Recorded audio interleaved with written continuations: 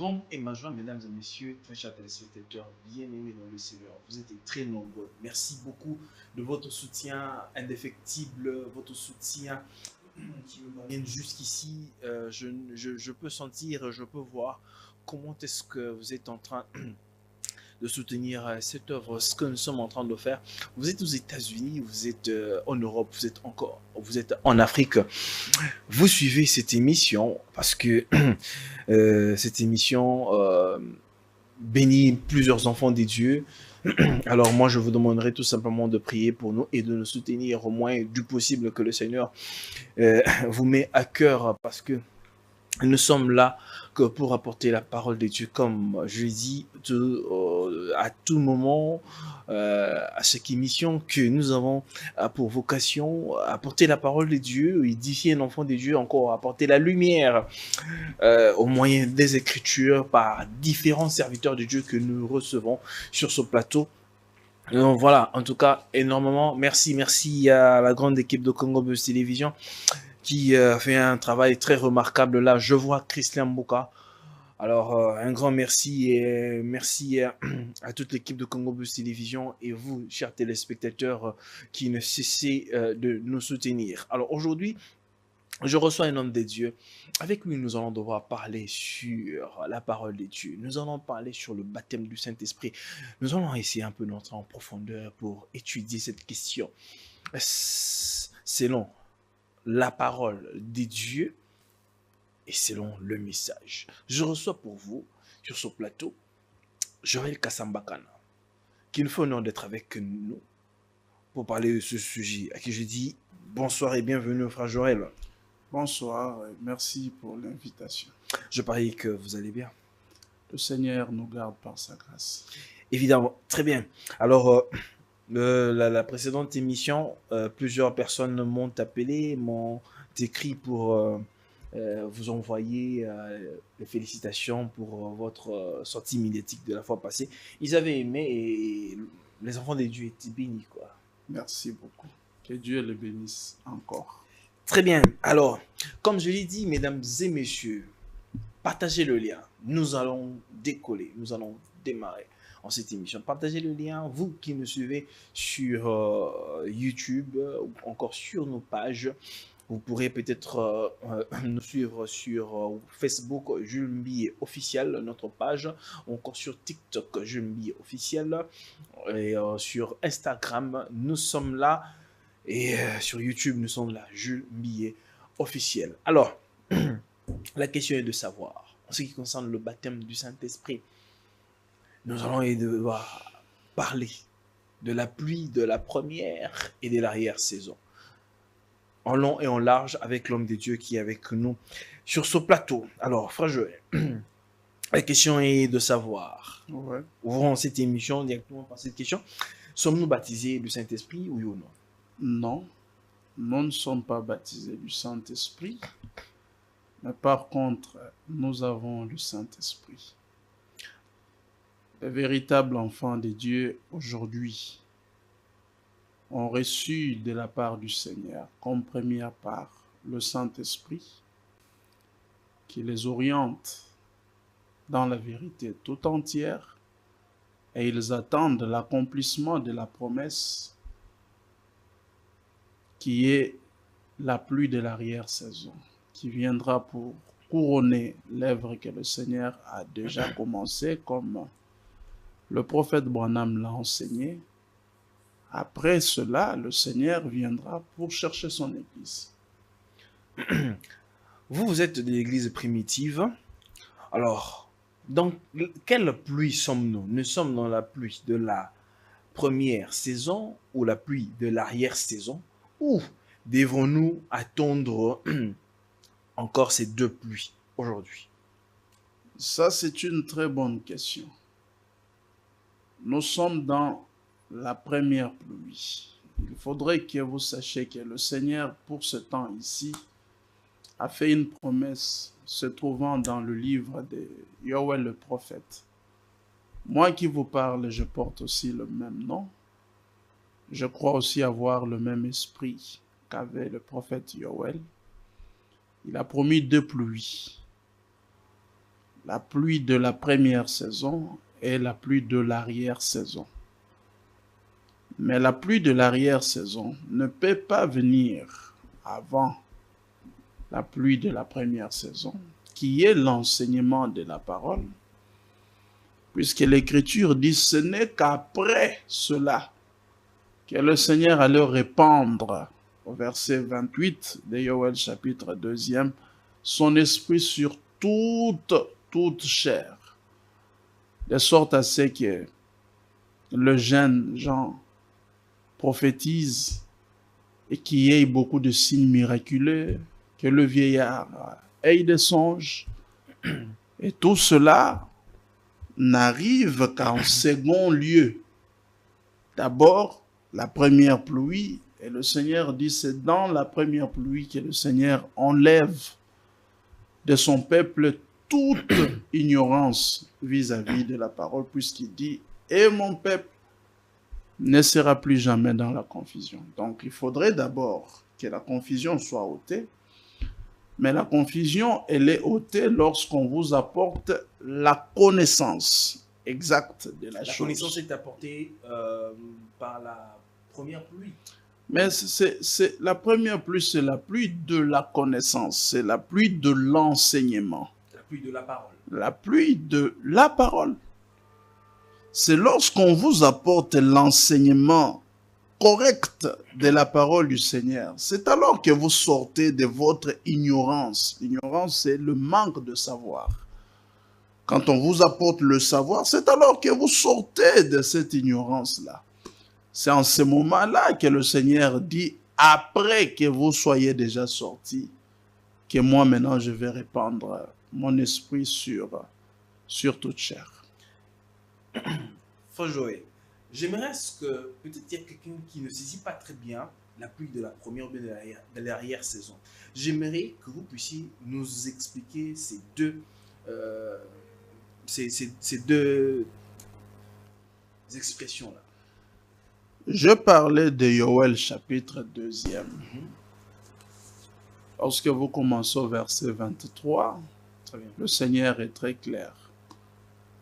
Vous, enfants de Sion, soyez dans l'allégresse. Réjouissez-vous parce que votre Dieu vous envoie la pluie en sa saison. Il va vous envoyer d'abord la première pluie et la pluie de l'arrière-saison. Dans cette écriture, le Seigneur promet 2 pluies. Et les 2 pluies, ce sont ces pluies dont nous parlons ici, la première pluie et la pluie de l'arrière-saison.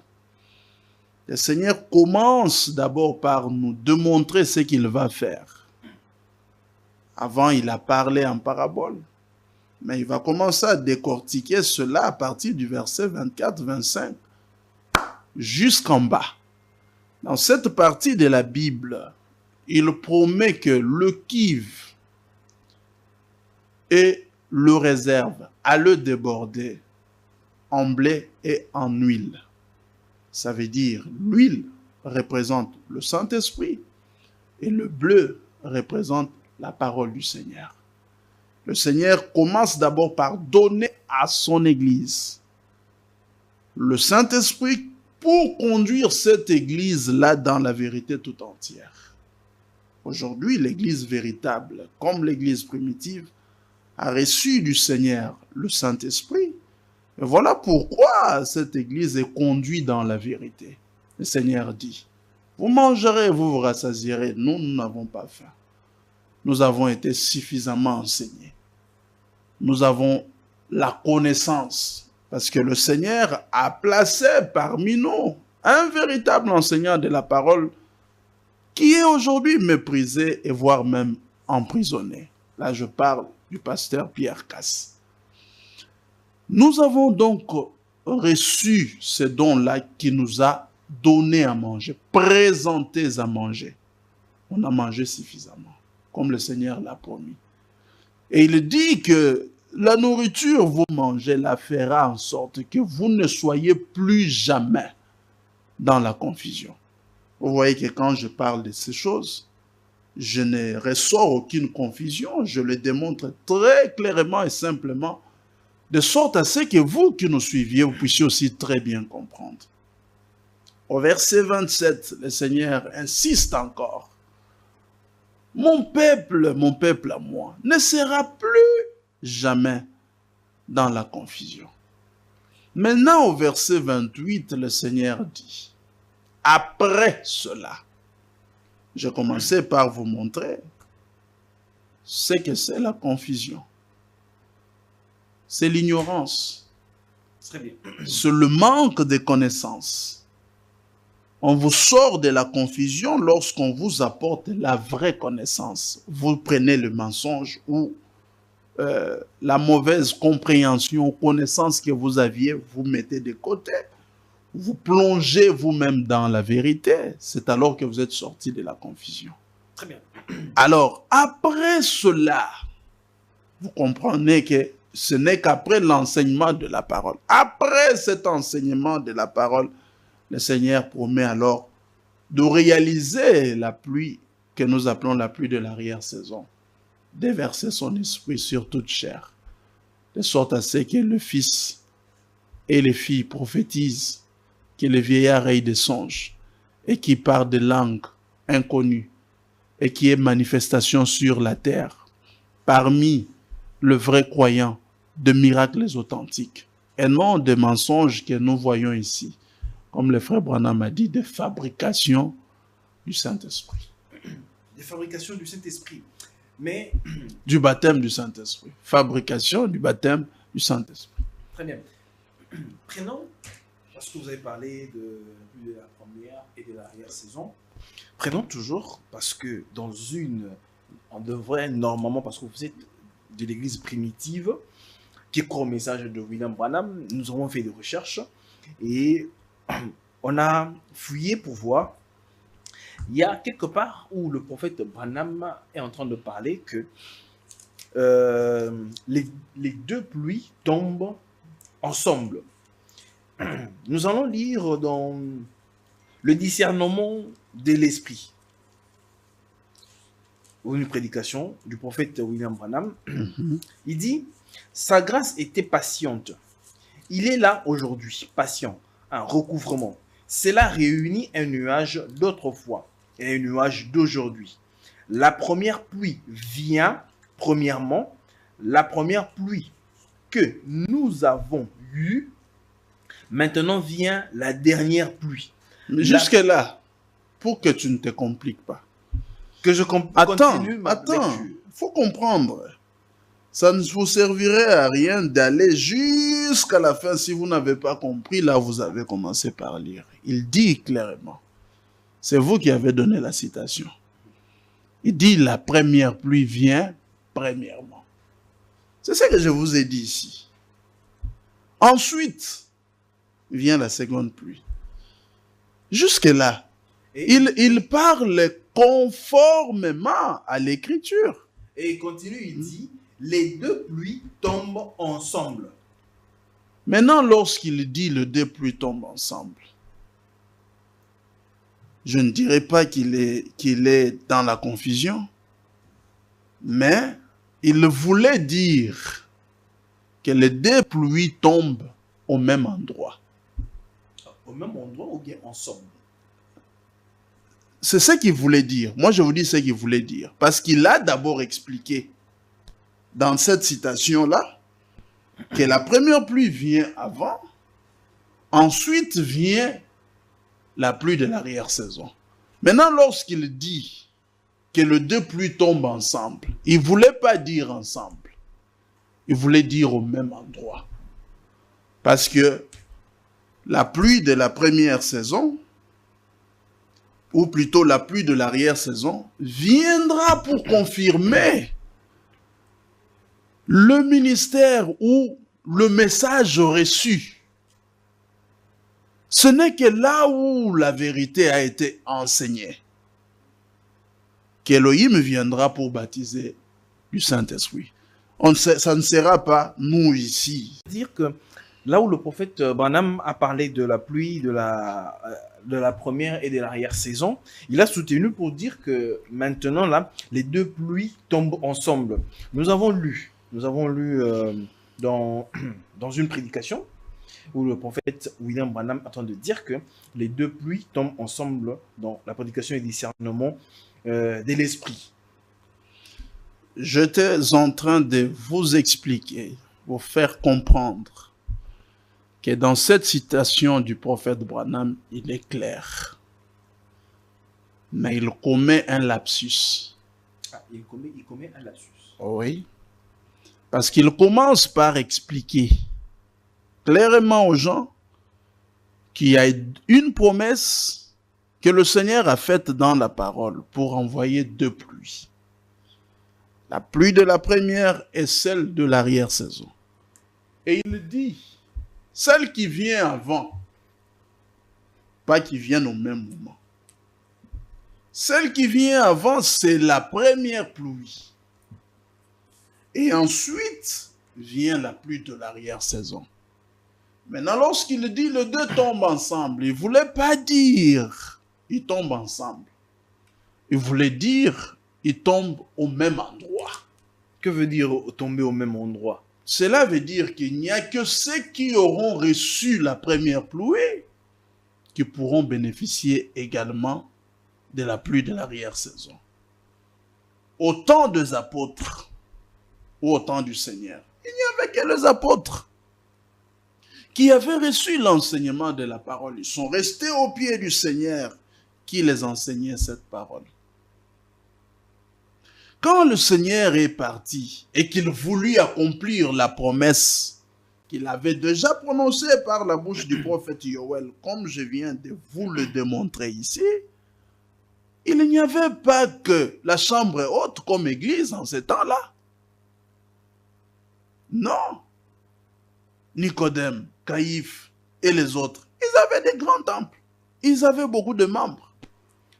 Mais le Seigneur n'a pas confirmé leur ministère et le message qu'ils enseignaient. Il est allé là où la première pluie avait été reçue. C'est là qu'il a confirmé le message en baptisant les croyants de ce message-là du baptême du Saint-Esprit. Mais c'est à cause de ça que vous avez vu l'expression de l'apôtre Pierre. Lorsque les gens se sont étonnés, pensant qu'ils ont pris de l'alcool et qu'ils se sont enivrés, Pierre a dit non. Ces gens ne sont pas ivres, comme vous le prétendez. Mais c'est ici. Cette expression, c'est ici. Mais voulait dire que ce n'est pas partout. Ce n'est ni chez les catholiques, ni chez les tonnéristes, ni chez les gens de la seconde venue, ni chez ceux qui sont des gens enlevés qui vivent aujourd'hui dans les milléniums. Ils ne recevront jamais le baptême du Saint-Esprit. Et le Seigneur dit... Le baptême du Saint-Esprit est maintenant où? Dans l'église primitive. Le Seigneur dit par la bouche de l'apôtre Pierre, c'est ici. C'est ici que se accomplit la parole la prophétie de Joël prononcée par le prophète Yoël lorsqu'il a dit « Après cela, je répandrai mon esprit sur toute chair ». Ce n'est pas venu au même moment.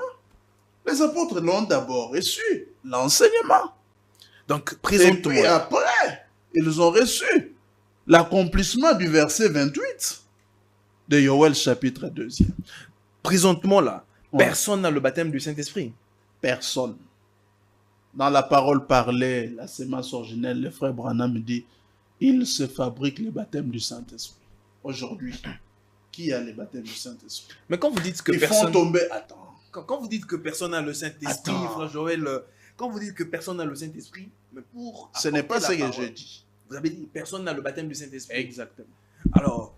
Là, nous allons aussi entrer là pour essayer un peu de piocher, éclaircir sur cette problématique. On dit que personne n'a le baptême du Saint-Esprit, mais pour prêcher l'évangile, il faut être baptisé du Saint-Esprit. Ce n'est pas ce que dit l'Écriture. Ce n'est pas ce que dit l'Écriture. C'est parce que les gens ignorent ce qu'on appelle d'abord le Saint-Esprit. Voilà, faites-nous maintenant cette différence entre le baptême du Saint-Esprit. Très bien, expliquez-nous maintenant, faites-nous cette différence entre le baptême du Saint-Esprit et le Saint-Esprit. Je vous fais la différence entre le baptême du Saint-Esprit en utilisant toujours les Saintes Écritures. Très bien. Je commence avec le Saint-Esprit. Parce que c'est le Saint-Esprit que les gens confondent au baptême du Saint-Esprit. Je commençais par dire que dans la première pluie, dans Joël chapitre 2, le Saint-Esprit est symbolisé dans cette écriture par l'huile. Et que le bleu symbolisait la parole du Seigneur. Donc voilà au moins les deux qui viennent ensemble. Alors je vous lis ici dans le livre de Jean chapitre 16, depuis le verset 12. Là, le Seigneur promet le Saint-Esprit lorsqu'il parle du Consolateur. Il le définit lui-même. Il dit l'Esprit de vérité. Lorsqu'il sera venu sur vous, il vous conduit dans la vérité ou dans la parole tout entière. Ça veut dire que le Saint-Esprit, c'est le véritable guide qui vous guide dans la vérité, ça veut dire qu'il vous enseigne la parole du Seigneur. C'est ça le Saint-Esprit. Donc pour enseigner la parole, comme je le fais là, il faut que je sois conduit par le Saint-Esprit. Si je ne suis pas conduit par le Saint-Esprit, je viendrai vous tromper ici que je suis baptisé du Saint-Esprit. Je vais vous tromper ici que les 7 honneurs sont révélés. Je vous dirai que nous sommes déjà enlevés alors que nous souffrons tous dans les embouteillages ici. Je vous dirai que nous sommes dans le millénium avec toute la poussière et les maladies que nous connaissons sur la terre ici. C'est ça la folie. Pourquoi? Parce qu'ils n'ont pas le Saint-Esprit. Alors, maintenant, le baptême du Saint-Esprit. Maintenant, le baptême du Saint-Esprit. Le Seigneur le définit clairement ici. Dans Actes chapitre 1er. Yahweh dit, lorsqu'il promet aux apôtres que dans peu de temps, ils allaient être baptisés du Saint-Esprit, les apôtres aussi n'avaient pas compris. Le Seigneur leur a montré ce que Jean avait prêché. Jean vous a dit, lui il vous baptise d'eau. Et Yeshua dit, mais moi dans peu de temps, je vais vous baptiser du Saint-Esprit. Les apôtres ont posé la question, est-ce que c'est là que tu vas retourner le royaume à Israël? Il dit, non, ça c'est pas votre affaire. C'est que vous devez savoir ce que vous allez recevoir une puissance lorsque le Saint-Esprit viendra sur vous. Le baptême du Saint-Esprit, maintenant, c'est la puissance qui vous fait agir. Et le Saint-Esprit n'est pas une puissance qui ne vous fait pas agir? Le Saint-Esprit est un guide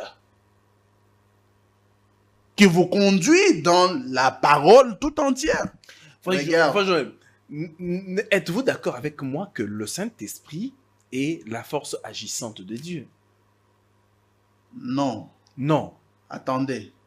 Je vais pas vous répondre directement comme ça parce que vous risquez d'être troublé. Mais je vous réponds en vous faisant comprendre la nuance qu'il y a entre les deux. Très bien, expliquez-nous. Éclairez-nous sur la question. Le Saint-Esprit aussi, c'est une puissance.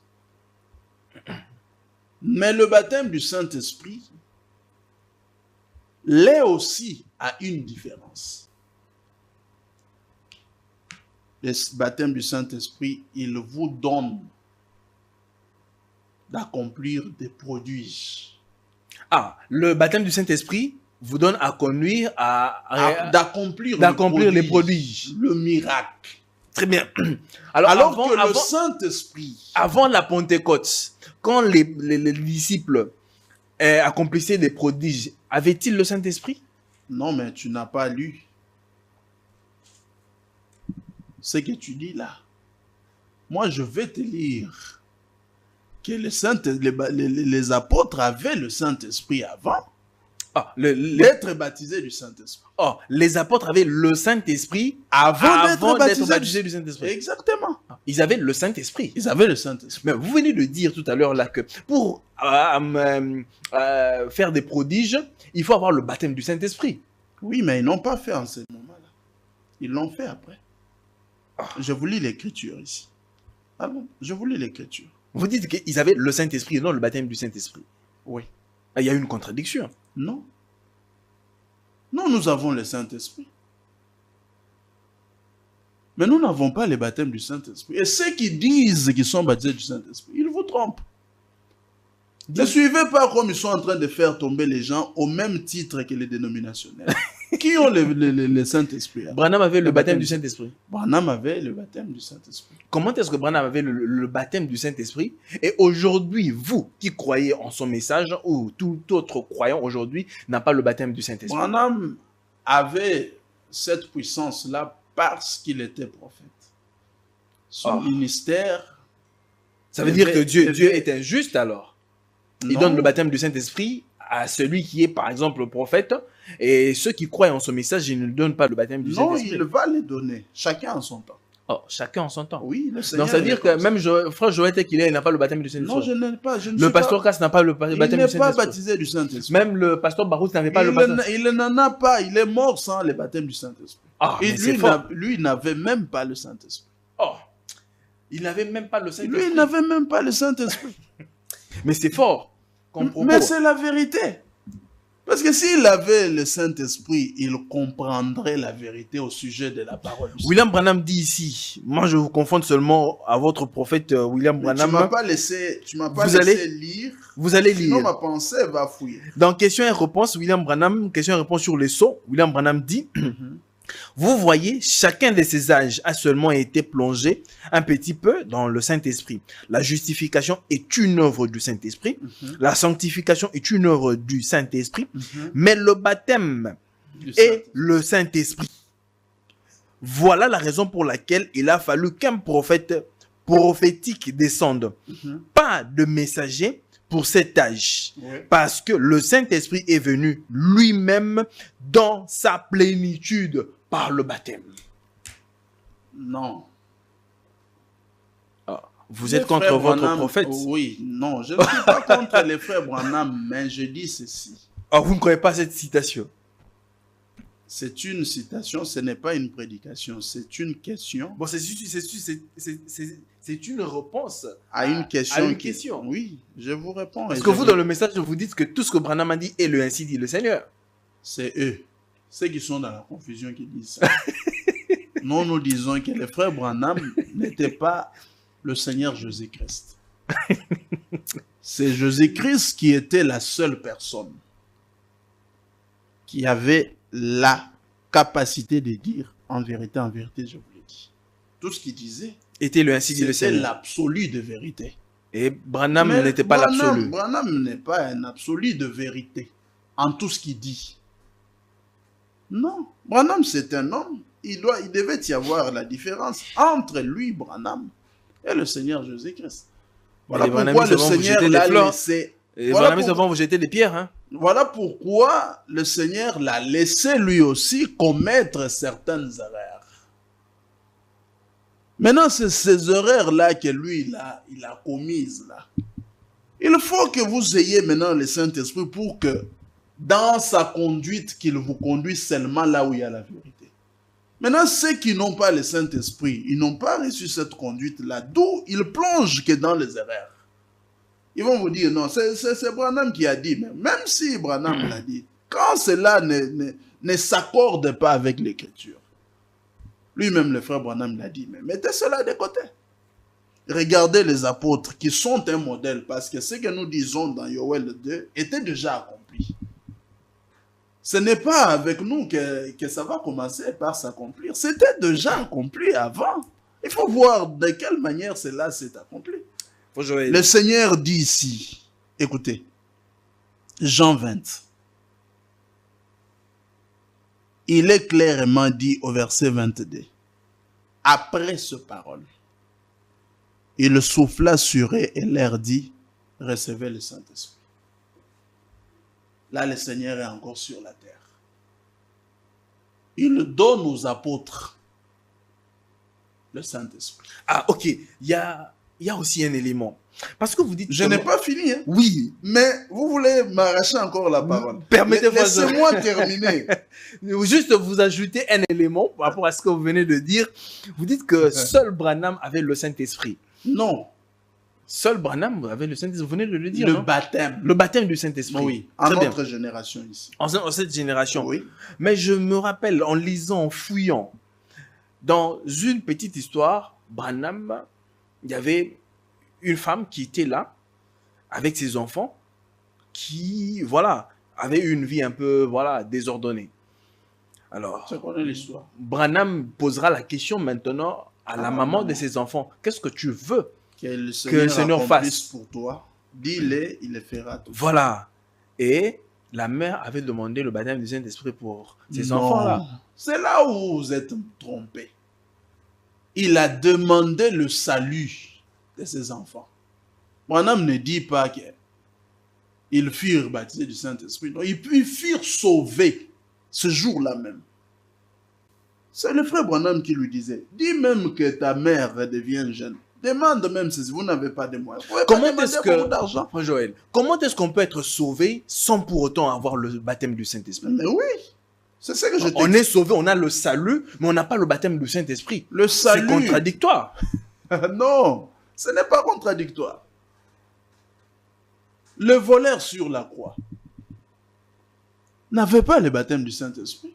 Ah là, c'est un cas particulier. Mais oui. Là, c'est un cas particulier. Mais le salut... Oui, c'était aussi par rapport à cette circonstance-là. Non. On ne va pas généraliser le cas, frère Joël. Je n'ai pas généralisé les cas. Ok. Je vous dis seulement que le salut a toujours été un cas particulier.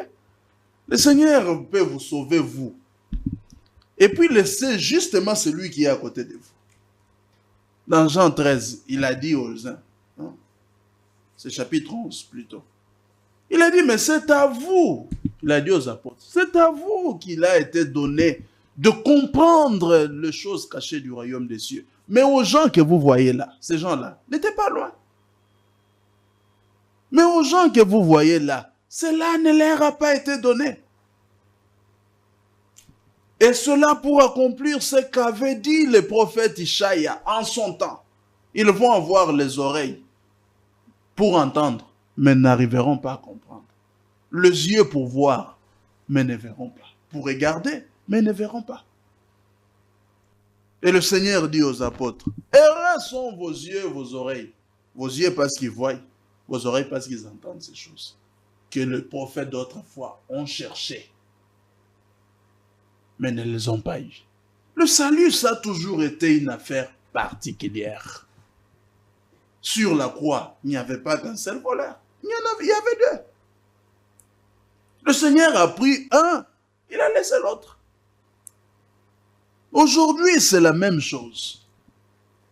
Vous pouvez être sauvé sans être baptisé du Saint-Esprit. Par exemple, tous les nôtres qui sont partis avant que le Seigneur nous baptise du Saint-Esprit, ils sont sauvés.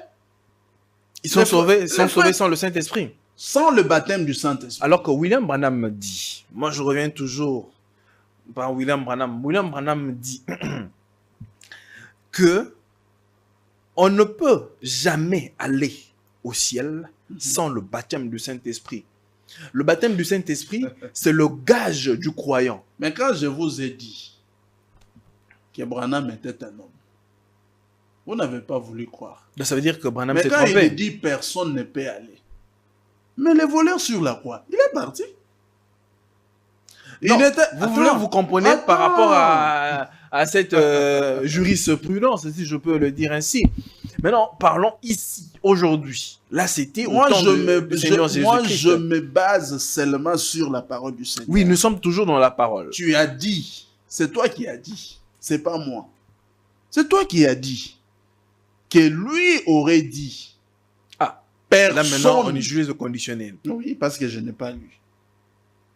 Je t'écris sur parole. Que lui aurait dit, personne ne peut aller au ciel sans le baptême du Saint-Esprit. Maintenant, lui, il a dit personne. Moi, je t'ai dit, les voleurs là sur la croix, ce n'était pas une personne. Non, William Branham est venu après la croix. Là, maintenant, c'est autre chose. Parce que je ne suis même pas encore arrivé à ce qui doit se passer en ce moment ici. Je suis encore en train de vous montrer qu'on peut aller au ciel.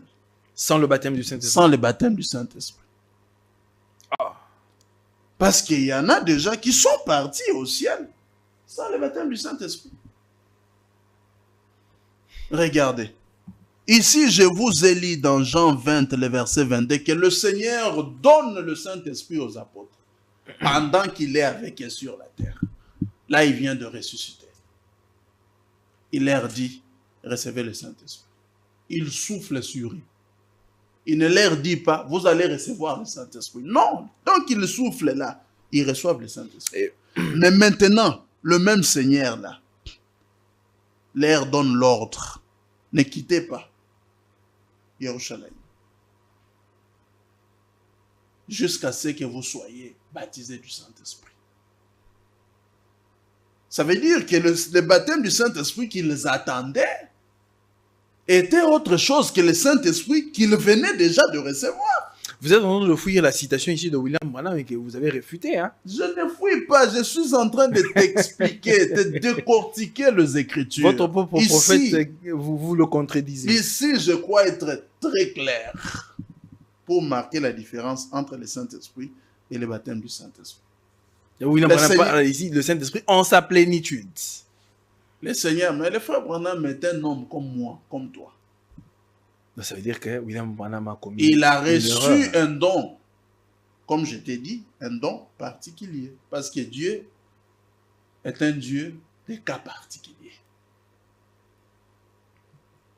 Il a reçu un don particulier. Lui, il a été prophète. Moi, je ne le suis pas. Alors vous devez croire en lui parce qu'il avait un don particulier. Je crois en lui. Mais pas en la citation. Lorsque je crois en lui, lorsqu'il prononce le ainsi dit le Seigneur. Il n'est pas différent du prophète Michée. Akab a suivi Michée dans l'erreur de Michée. Et puis il est mort. Il a rejeté la vérité, l'ainsi dit le Seigneur, alors que celui-même qui avait réclamé l'ainsi dit le Seigneur. Quand Michée vint devant lui, il lui donne d'abord, ainsi dit Michée. Il lui dit, non, vas-y, tu vas remporter le combat, tu reviendras ici vivant, tu vas récupérer Galate. Lui-même, il lui dit, combien de fois t'ai-je déjà dit qu'il ne faut me parler que de l'ainsi dit le Seigneur. Alors Michée lui dit, j'ai vu le Seigneur dans une conférence aussi. Il lui détaille tout ce qui s'est passé. Il lui dit, si tu vas là-bas, tu ne reviendras pas ici vivant. Le Seigneur a décidé de te faire mourir. Akab avait devant lui, de la bouche du même prophète, d'un côté, ce qu'a dit ce prophète, par lui-même. De l'autre côté, ce qu'a dit ce prophète, par inspiration divine. Akab a dit, moi, je vais partir. Je choisis ce côté ici. Akab n'est pas différent de Barutika Songo. Il n'est pas différent de Dioka. Il n'est pas différent de tous ces faux prédicateurs d'aujourd'hui qui vous disent que tout ce que Branham a dit, il faut le prendre, il faut l'accepter. C'est faux. Non, c'est vrai. C'est l'esprit d'Akab. Il a dit, moi je vais. C'est sorti de la bouche du prophète. Il est parti. Mais Michée a dit, alors, si tu reviens ici vivant, c'est que le Seigneur n'a pas parlé par moi. Parlé par lui. Mais lui qui disait ça, il a prononcé deux choses différentes. C'est la même chose aujourd'hui. Je ne contredis pas les frères Branham. Mais lorsqu'il est en dehors de l'écriture, je ne le soutiens pas. En ce moment-là. Ah, là, maintenant, il est en dehors des Écritures. Je reste avec la parole. Là, il est en dehors des Écritures. Là, il vous parle en tant qu'humain. Ah, il ne parle pas en tant que prophète. Je vous ai même dit que ce sont des lapsus. Une personne, même moi en train de parler ici, je peux vouloir vous parler du Saint-Esprit, je dis baptême du Saint-Esprit. Je peux aussi vouloir vous dire le baptême du Saint-Esprit, je vous dis Saint-Esprit. Ce sont des lapsus.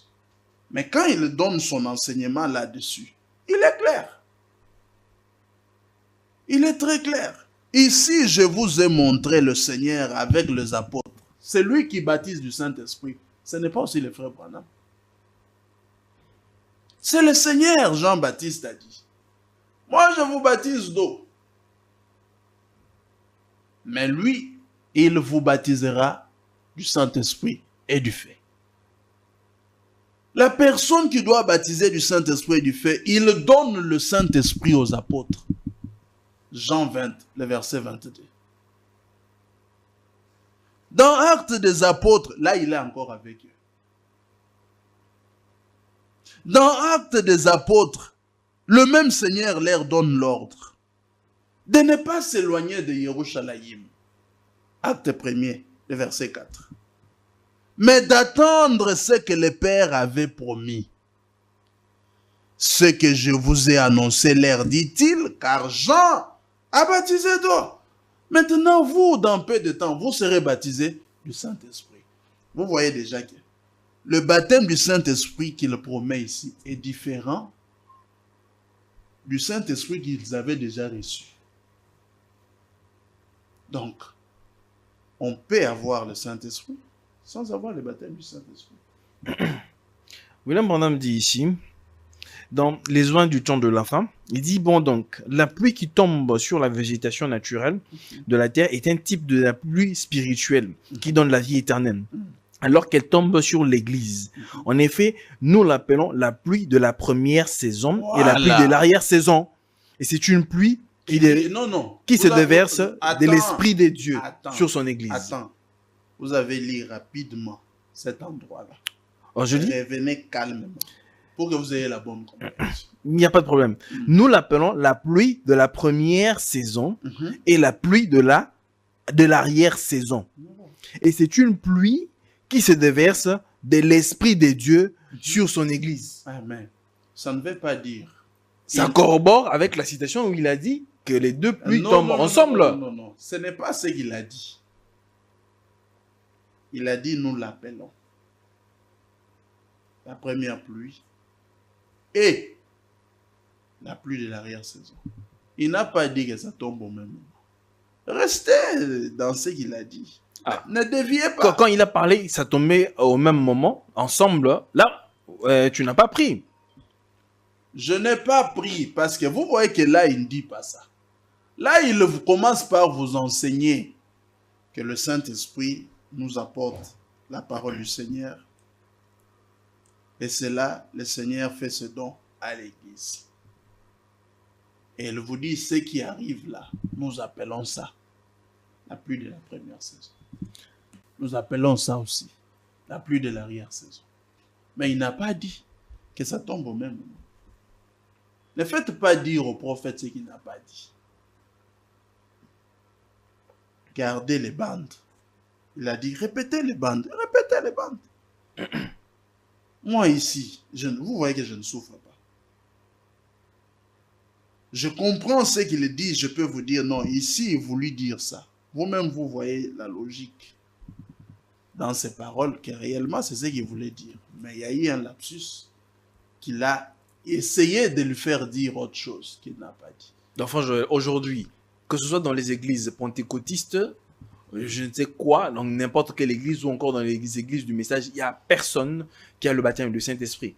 D'abord, vous ne pouvez pas compter les églises pentecôtistes. Comment ne pas les compter? Pourquoi ne pas les compter? Parce qu'ils font partie de l'église. Ils n'ont pas reçu la sémence. Quelle sémence?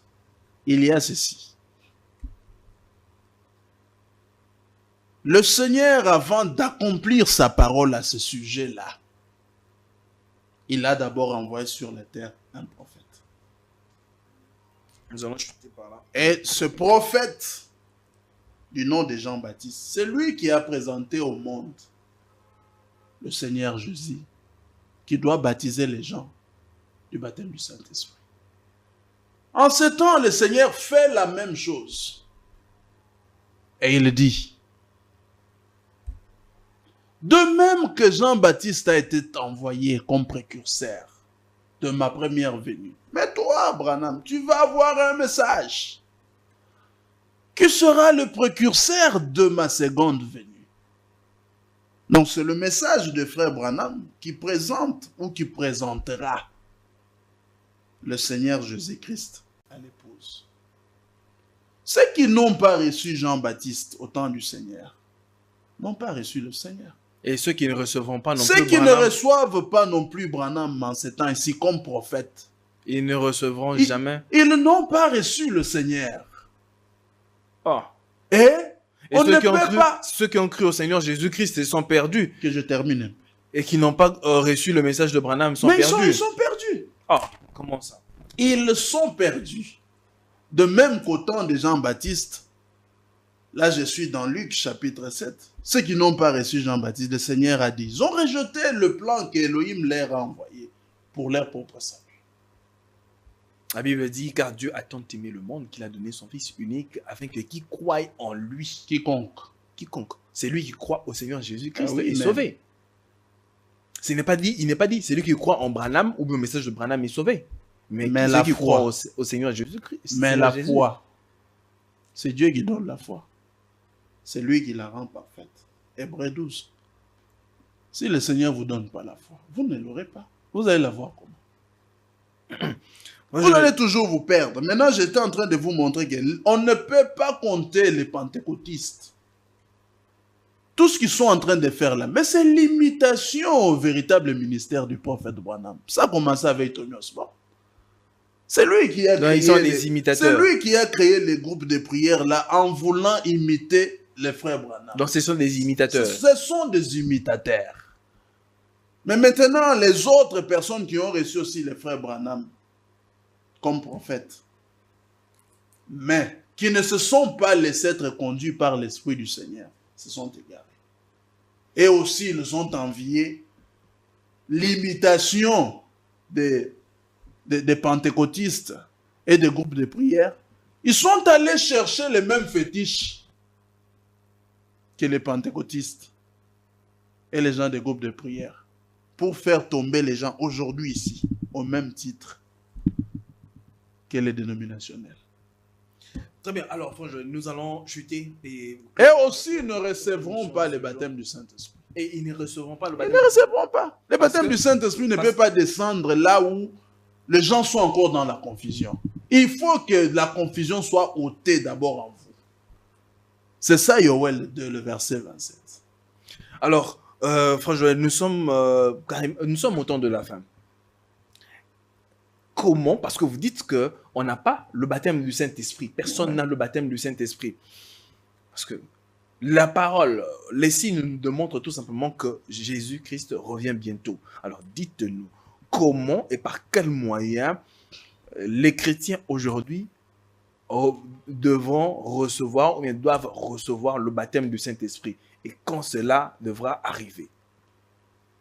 Vous allez chuter par là pour mettre terme à cette Le Seigneur revient bientôt, vous l'avez dit. Bientôt n'est pas une précision. C'est juste un temps qui n'est pas lointain. Il ne précise donc pas quand est-ce que cela va arriver. Mais je vous dis que toute personne aujourd'hui qui veut être baptisée du Saint-Esprit, quand le Seigneur déversera son esprit sur toute chair, ce ne sera pas sur toute chair du monde entier.